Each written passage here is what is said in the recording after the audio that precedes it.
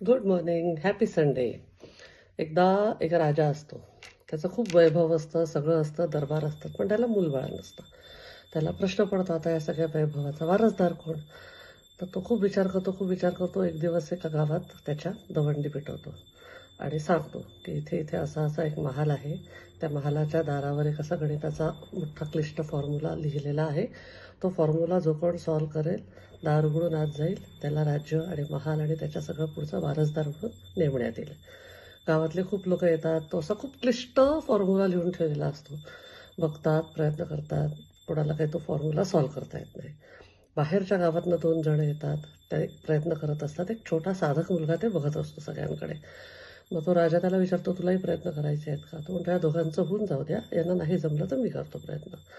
मग ते दोघंही हारतात. ते म्हणतात, आम्हालाही सॉल्व्ह नाही करता येत आहे. तो छोटा मुलगा तिथे जातो, डोळे मिटून बसतो 2 मिनिटं शांतपणे, दोन्ही हाताने असं दार उघडतो. ते दार उघडलं जातं, तो आत जातो. सगळे गावातले लोक आश्चर्यचकित होतात, म्हणतात, तू काय केलं?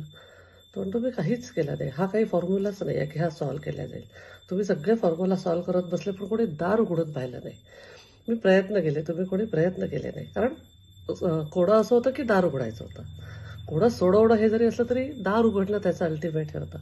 आपण पण कधी कधी आयुष्यात खूप लॉजिक लावतो, खूप क्लिष्ट गोष्टी करतो. गरज नसते. सिम्पल ओपन राहिलं तरी खूप गोष्टी साध्य होऊ शकतात. तर think wise, be smart. Happy Sunday. I love you all.